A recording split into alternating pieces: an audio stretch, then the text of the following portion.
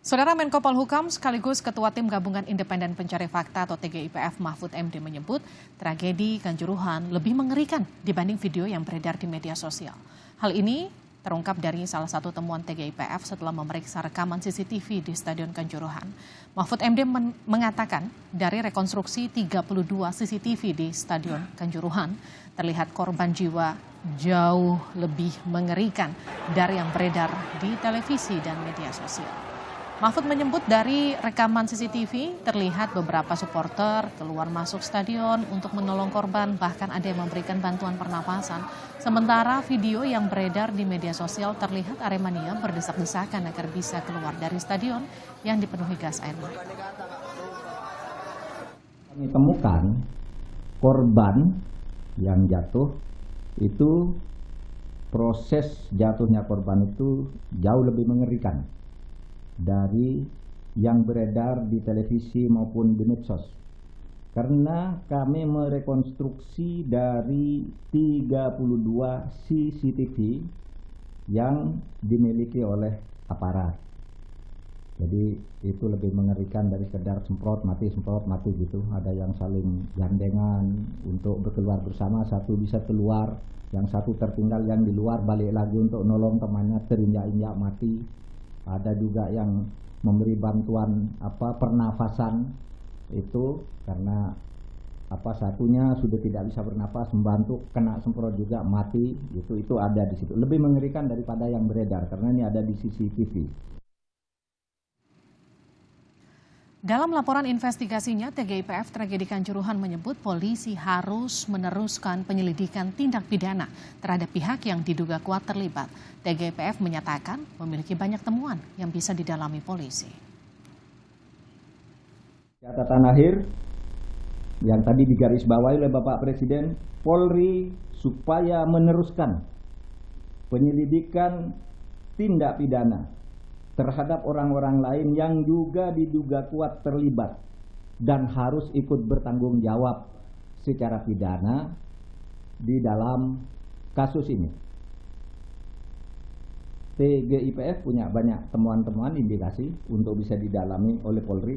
Adapun tanggung jawab moral, ini tadi tanggung jawab hukum, adapun tanggung jawab moral dipersilahkan masing-masing melakukan langkah-langkah yang diperlukan sebagai bentuk pertanggungjawaban manusia Indonesia yang berkeadaban.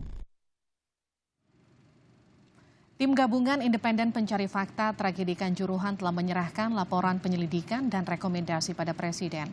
Apakah tragedi Kanjuruhan akan segera terungkap tuntas? Kita akan berbincang dengan anggota TGIPF Tragedi Kanjuruhan, Anton Sanjoyo. Bung Joy, selamat malam. Selamat malam. Bung Joy, kenapa disimpulkan Ketua Umum PSSI harus ikut bertanggung jawab? Fakta-fakta apa yang ditemukan oleh TGIPF? Ya, yang pertama, kasus ini, tragedi ini tidak berdiri sendiri. Ini adalah proses dari sebuah ini adalah rangkaian dari proses, mulai dari awal perencanaan pertandingan, kemudian perencanaan pengamanan, pelaksanaan pertandingan, sampai dengan terjadinya kerusuhan dan penanganan pasca bencana. Jadi saya sendiri khusus sebetulnya meneliti bagian dari proses perencanaan, misalnya soal kesiapan panpel, kesiapan perencanaan pengamanan, kesiapan stadion, kelayakan stadion sesuai dengan regulasi keselamatan stadion dan regulasi keselamatan stadion yang diadopsi dari FIFA oleh PSSI. Jadi kami menemukan memang banyak sekali kelemahan, misalnya Stadion Kanjuruhan ini tidak pernah diverifikasi sejak 2020, sehingga tidak ditemukan adanya kelemahan mendasar dari sisi kedaruratan saat pintu besar yang jumlahnya 14 itu hanya bisa dibuka 2 daun pintunya, padahal itu pintu besar tingginya 3 meter dengan lebar 275. Dan itu tidak bisa digeser.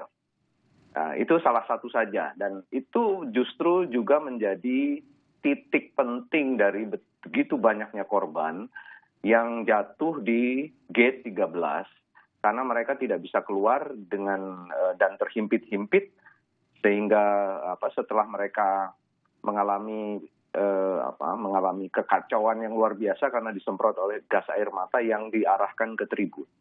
Jadi itu tingkat kedaruratannya memang terabaikan dari awal. Lalu soal misalnya pengetahuan Panpel mengenai tidak bolehnya penggunaan gas air mata. Ini rangkaian kesalahan-kesalahan yang sudah dibiarkan sudah sangat lama. Jadi kami menilai ini memang bukan hanya Panpel yang harus bertanggung jawab, atau juga Arema atau juga PT LIB, tapi juga PSSI sebagai owner dari Liga 1, Liga 2, Liga 3 ini, karena ada pembiaran yang masif dan terus-menerus ya, sudah bertahun-tahun, dan akhirnya kita memetik tragedi yang pahit ini dengan kematian 132 orang dan 200 orang lebih kehilangan masa depan dan hidupnya tidak akan sama lagi setelah tragedi Kanjuruhan. Bung Joy, Ketua TGIPF Pak Mahfud kan bilang tragedi Kanjuruhan ini jauh lebih mengerikan daripada apa yang ada di media, daripada apa yang ada di media sosial. Seperti apa sebetulnya? Kenapa ini kemudian harus diungkap ke publik untuk kemudian menyasar tersangka yang seharusnya lebih dari apa yang ditetapkan polisi? Saya tidak tahu apa yang dalam benak Pak Mahfud, tapi saya juga menyaksikan sebetulnya karena kami meneliti 32 titik CCTV yang ada di sekitar stadion, terutama yang ada di gate. Dan kami melihat sendiri terutama di gate 13, itu tumpukan manusia yang jatuh dari tangga yang sangat curam dengan kecuraman 60 derajat, dengan tinggi anak tangga lebih dari 20 cm, itu kalau Anda bayangkan itu bukan barisan manusia yang berdesak-desakan, tapi tumpukan manusia. Benar-benar bertumpuk seperti ikan pindang yang tidak bisa ditarik lagi. Mereka stuck. Dan banyak sekali, menurut saya banyak sekali yang korban mati meninggal dunia di situ.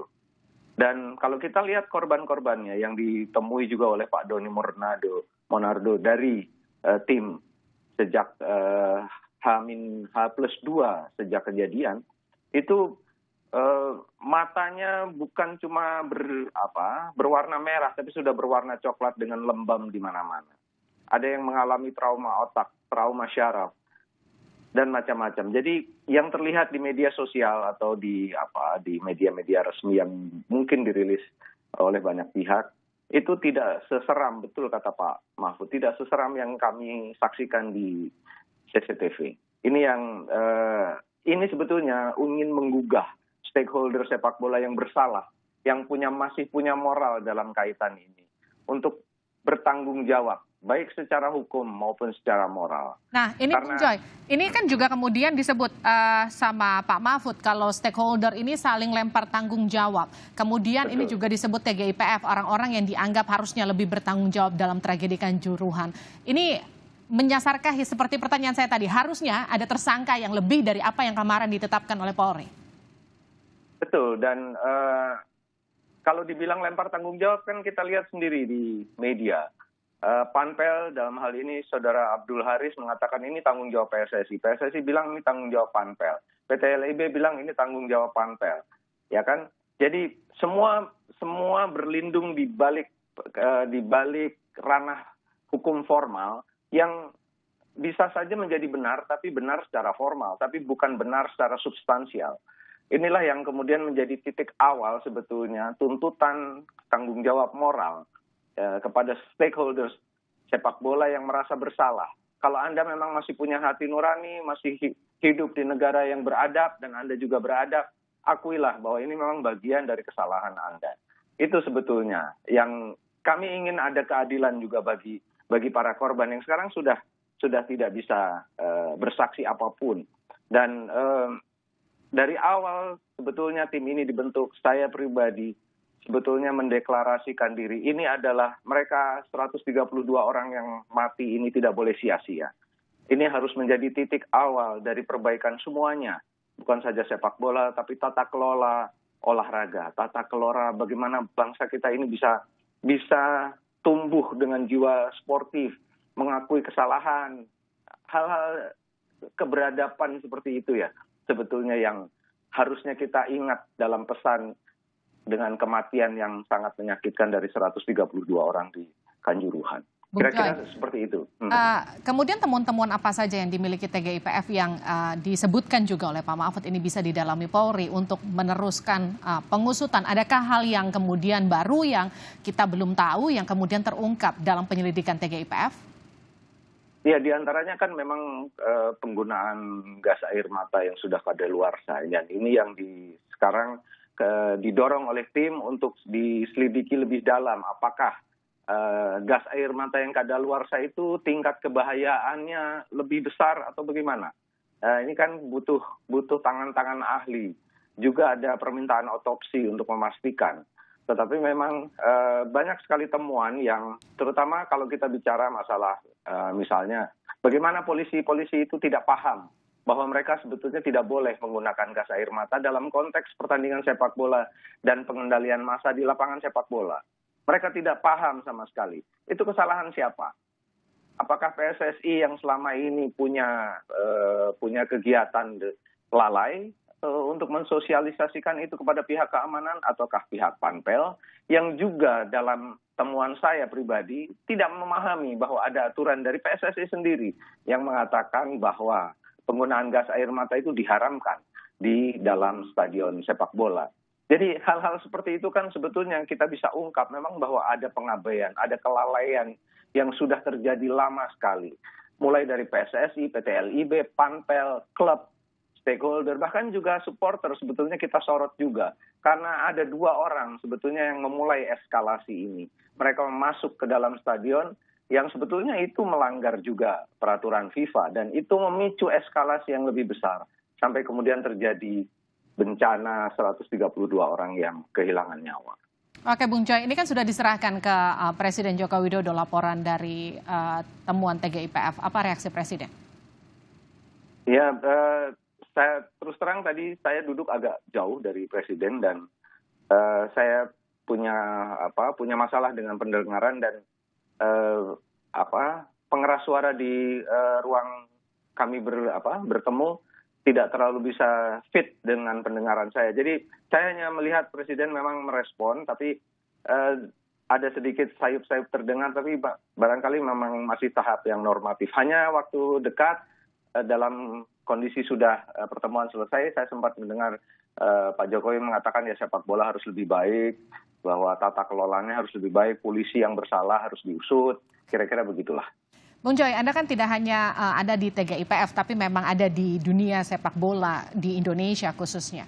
Kejadian ini akan jadi momentum benah-benah yang seharusnya dilakukan secara luar biasa bagi sepak bola Indonesia.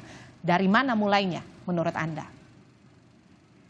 Sebetulnya memang kalau mau memulai, saya sangat merekomendasikan PSSI memang mereformasi diri. Karena mereka adalah satu-satunya organisasi di dunia ini yang diakui FIFA untuk menjadi agen pembangunan sepak bola di satu negara berdaulat seperti Indonesia, ya kan? Nah, inilah sebetulnya mereka harus memulai diri. Problemnya adalah apakah mereka menyadari ya bahwa tragedi 132 orang meninggal ini menjadi awal. Kan sebetulnya ketika kita bicara mengenai pertanggungjawaban moral, semuanya kembali diserahkan kepada mereka. Apakah mereka merasa bersalah untuk menyatakan kami akan bertanggung jawab dan kami akan mereformasi diri? Caranya terserah. Mereka punya mekanisme kongres, mereka punya mekanisme kongres luar biasa, mereka punya mekanisme kongres pemilihan dan macam-macam. Diserahkan saja kepada mereka karena mereka memang punya aturan. Jadi tuntutan moralnya, kalau mereka masih bermoral, ya mereka harusnya ya sekali lagi. Dan semua sudah kami serahkan kepada Presiden. Terserah Presiden juga bagaimana meresponnya ke depan tentang mengawal dari kelanjutan kasus ini. Intinya pembenahan harus dilakukan, caranya terserah, tapi jangan cuma sekedar diucapkan, itu harus betul-betul dilakukan. Setelah... Ya, karena dari dulu kematian supporter yang sudah banyak terjadi sejak 94 kan sudah 70 orang lebih. Sebelumnya ada 2 orang mati bobotoh di Stadion GBLA. Siapa yang bertanggung jawab? Tidak ada. Tidak ada. Jadi sekarang kami menuntut ini tragedi yang luar biasa. Masa tidak ada yang bertanggung jawab? Memalukan sebagai bangsa. Baik. Terima kasih telah bergabung bersama kami, Bung Joy. Anton Sanjoyo telah bergabung bersama kami di Sapa Indonesia Malam.